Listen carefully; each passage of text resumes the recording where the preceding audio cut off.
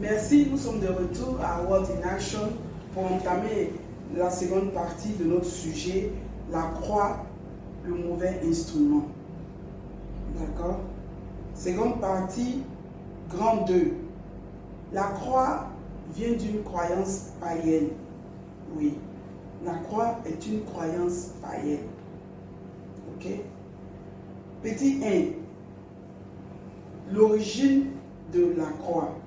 La croix, comme j'ai dit, vient des païens.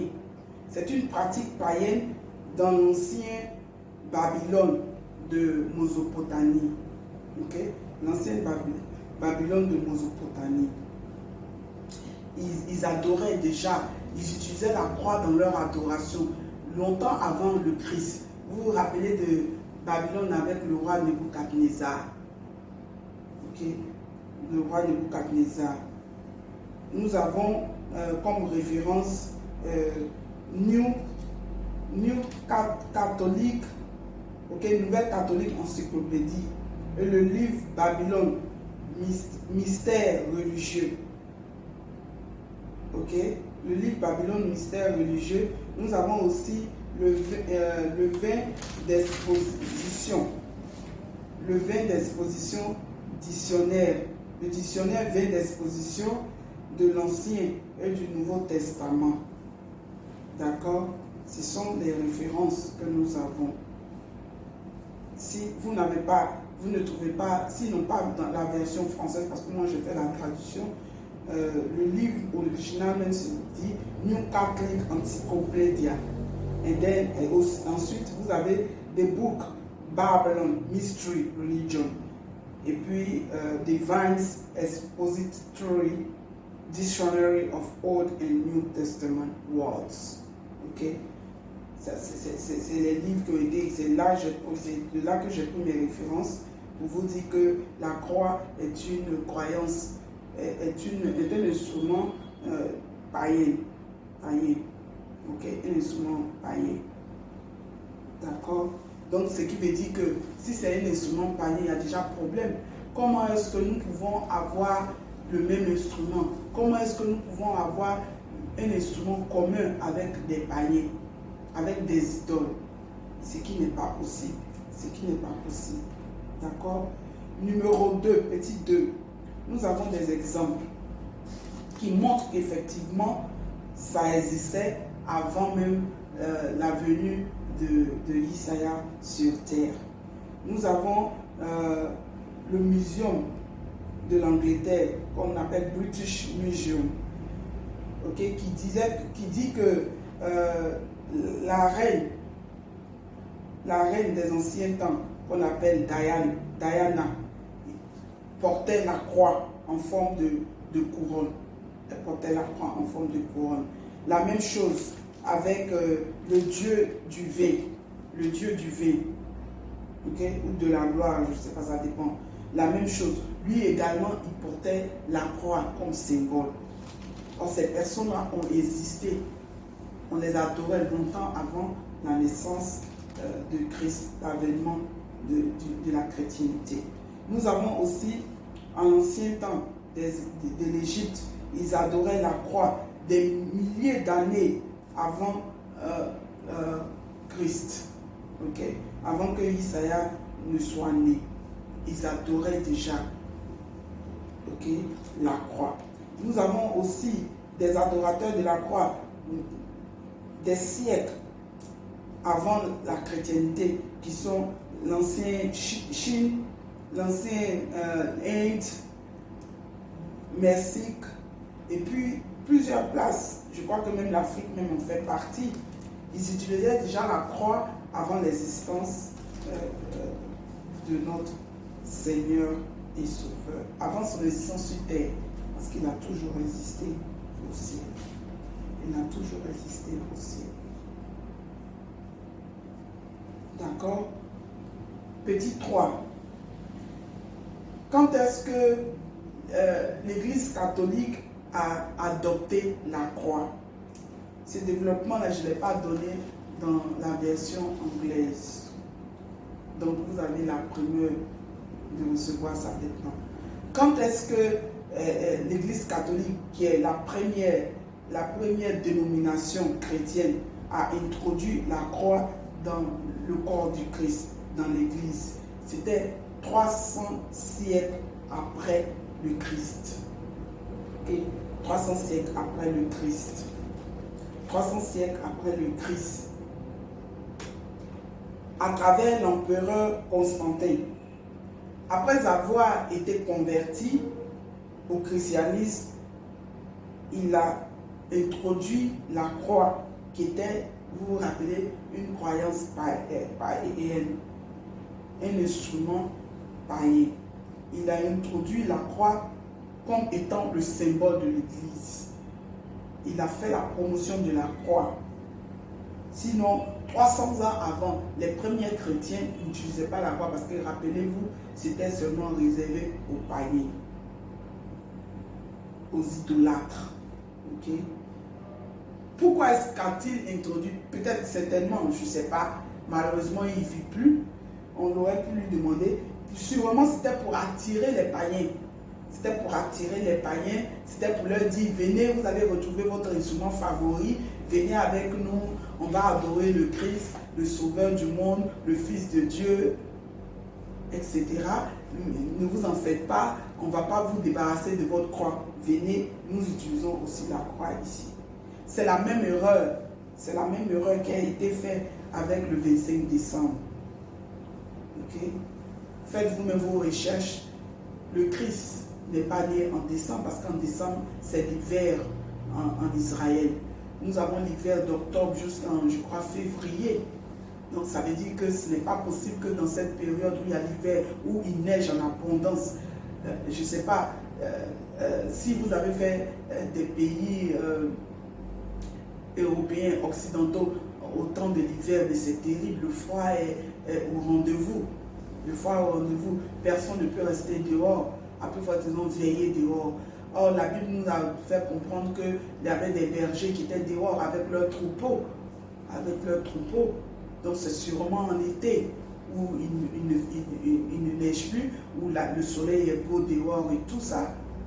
Parce que nous ne connaissons pas la date exacte de sa naissance. Et je crois que ça a été fait de manière objective, pour ne pas peut-être que nous puissions faire de cette date-là une adoration, comme malheureusement nous sommes en train de faire avec le 25 décembre. Le 25 décembre est une date païenne, c'est réservé aux païens. Ils célébraient depuis avant l'avènement du Christ. Ils utilisaient cette période-là, cette date-là précisément pour célébrer leur Dieu, le Dieu de la chance, le Dieu du soleil qui, d'après eux, leur a donné en abondance, les a bénis et que maintenant ils sont à la fin de l'année, ils veulent lui montrer leur appréciation. C'est pour cela qu'ils célébraient. Et je suis sûr que c'est encore une idée de Constantin, peut-être pour attirer justement les incroyants, les païens dans l'église. Sinon, nous n'avons pas de raison à fêter le 25 décembre. Je vais vous dire quelque chose. La meilleure façon de célébrer Christ, le Fils de Dieu, Isaïe, c'est de marcher comme lui. C'est d'accepter de souffrir pour lui. C'est d'obéir à la parole de son Père. C'est de prêcher la parole, quel que soit ton niveau social, ton rang social. Parce que nous sommes tous serviteurs de Dieu. Vous comprenez? C'est de cette façon-là qu'il voudrait être célébré. C'est pour cela que la Bible n'a pas donné de date précise. Vous savez, tout ce que le Père fait, il le fait par raison. Il ne fait rien au hasard. Vous comprenez? Si c'était important, il nous aurait donné une date. D'accord? Donc nous devons justement faire attention. Nous devons justement faire attention. Ok? Je vais entamer en même temps dans la partie 3. Partie 3 qui parle de quelles sont les implications de tout ce qu'on vient de dire. Hein? Le fait d'utiliser la croix comme étant un instrument d'adoration pendant que les païens également utilisent cette croix-là. C'est quoi l'implication? C'est quoi les conséquences? Conséquence petit 1. Croire ou utiliser la croix, c'est emmener ou comparer le Christ à une idole. À une idole, oui. À une idole, à un objet, pendant que la Bible dit qu'il est une âme vivante. Ok? Il n'est pas un objet. Colossiens chapitre 2 verset 28. Amen. 18 plutôt. Vous comprenez? Numéro 2. Utiliser la croix dans nos adorations en tant que chrétiens fait de nous des païens. Parce qu'il n'y a pas de différence entre nous et les païens. Il n'y a absolument pas de différence. Il n'y a absolument pas de différence entre nous et les autres religions qui utilisent la croix. C'est pour ça que les gens ne nous considèrent pas. Parce que pendant qu'on est en train de critiquer les autres, pendant qu'on dit venez à la vérité, nous faisons pareil avec les gens du monde. Le fait d'utiliser les mêmes instruments nous assimile à eux. Ce qui est très dangereux.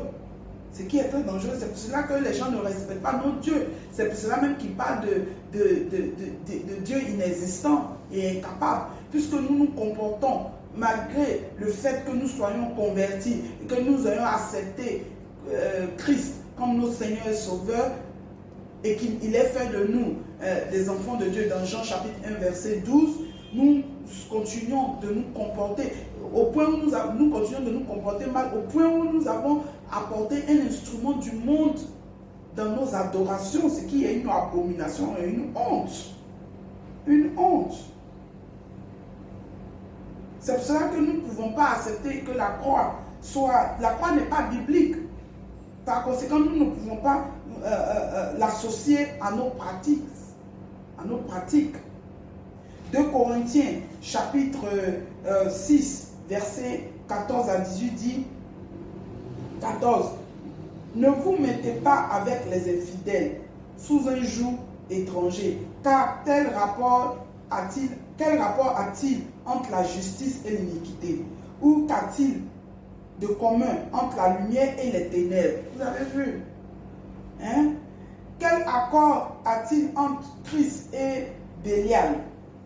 Ou quel rapport a le fidèle et les fidèles? Je continue, 16. Quel rapport a-t-il entre le temple de Dieu et les idoles? Car nous sommes le temple du Dieu vivant. Comme Dieu l'a dit, j'habiterai et je marcherai au milieu d'eux. Je serai leur Dieu et ils seront mon peuple. C'est pourquoi, sortez du milieu d'eux. Sortez du milieu d'eux. Séparez-vous, dit le Seigneur. Ne touchez pas à ce qui est impur et je vous accueillerai. Et enfin, le 18, verset 18 dit, je serai pour vous un père et vous serez pour moi des fils et des filles, dit le Seigneur Tout-Puissant. Vous avez compris? Donc si nous utilisons la croix, c'est pas possible. Qu'avons-nous en commun avec eux? Pourquoi utiliserons-nous les mêmes instruments? Pourquoi célébrerons-nous les mêmes fêtes? Peuple de Dieu, réveillez-vous. Si nos aïeux ont fait cela, c'est parce qu'ils étaient dans l'ignorance. C'est parce qu'ils avaient une méconnaissance claire de la parole. Ils n'avaient pas compris, ils n'avaient pas reçu la révélation. C'est pour cela qu'ils nous ont trimballés dans cette histoire. Mais aujourd'hui, vous et moi, nous avons la grâce de recevoir la révélation, de connaître la vérité, d'avoir cette parole de connaissance-là. Donc pourquoi devons-nous rester dans les habitudes d'autrefois qui paralysent la parole de Père? Je vous en prie, réveillez-vous. Vous avez 1 Corinthiens chapitre 10, verset 14 à 15 et Exode chapitre 20, verset 4 à 5 qui dit que nous ne devons pas faire comme les païens, nous devons sortir du milieu d'eux. Débarrassons-nous de tout ce qui peut nous assimiler à eux, tout ce qui peut nous identifier comme à eux, ou de tout ce qui peut nous rapprocher d'eux, de tout ce qui peut nous faire agir comme eux. Nous ne sommes plus les enfants du monde. Nous avons choisi de suivre le Christ. Pourquoi est-ce que nous devons rester dans les mêmes pratiques? Non. Non, c'est pas juste. Vous comprenez? D'accord? Débarrassez-vous. Numéro 3. La foi. Sans la foi, nous ne pouvons pas. Ne dites pas, la Bible dit sans la foi, nous ne pouvons pas plaire à Père. C'est pour cela que nous devons marcher par la foi, non par la vue. Parce que les instruments sont la vue. C'est pour ça qu'il a rejeté tout ça, toute cette forme d'instrument. C'est pour ça qu'il a dit que c'est sur son Fils qui est le chemin, la vérité et la vie éternelle. Jean chapitre 14, verset 6. Donc pourquoi est-ce que nous voulons toujours nous accrocher à ces instruments-là? Ça veut dire que de nos jours, nous ne devons pas avoir d'instruments dans la main outre que le nom du Christ. D'accord? Et rappelez-vous qu'il a dit n'est pas fait de représentation. C'est pour ça qu'il dit de marcher par la foi. Parce qu'il savait qu'on allait toujours nous tourner aux instruments. Il y en a qui s'accrochent, qui attrapent la croix, ils s'accrochent à ça et puis ils posent, c'est la croix qui les sauve, c'est la croix qui les bénit. Pourtant la croix a été malédiction. Comment quelque chose qui est malédiction peut bénir? Et nous sommes dans cette ignorance-là. Père Yahweh, dans sa clémence, dans sa patience, nous tolère et on ne comprend pas, on continue et on dit qu'on vit sur la grâce et on fait du n'importe quoi. Arrêtons tout ça. Arrêtons tout ça. Arrêtons d'apporter la honte dans le corps du Christ. Ok? Lisez, comment dirais-je, Somme chapitre 27, verset 13, Romains chapitre 4, verset 20, 2 Corinthiens chapitre 5, verset 7, etc. Quatrième conséquence, ou je dirais raison qui doit nous amener à nous débarrasser de la croix et de tout ce que les païens font de l'église, de notre corps, c'est que Yahweh et Yisaya, Master Yisaya, Maître Yisaya vit en nous. Ils vivent en nous. N'est-ce pas? Ne dis pas, comment dire la chanson là? Ce n'est pas moi qui vis, alléluia, c'est Christ qui vit en moi. Ce n'est pas moi qui vis, alléluia, c'est le Christ qui vit en moi. En moi, en moi, c'est le Christ qui vit en moi.